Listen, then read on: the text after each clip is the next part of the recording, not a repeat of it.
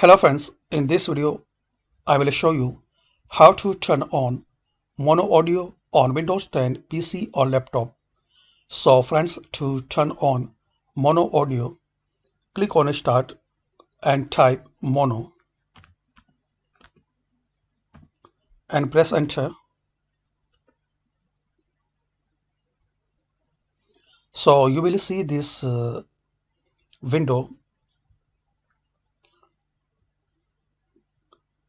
If you want to turn on, so toggle to on position.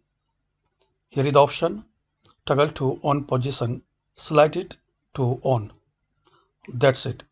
So by this quick method we can turn on mono audio, and if you want to turn off, so toggle to off position. Mono audio combines left and right audio channels into one channel. So that's it friends. Hopefully you like this video. Thanks for watching this video.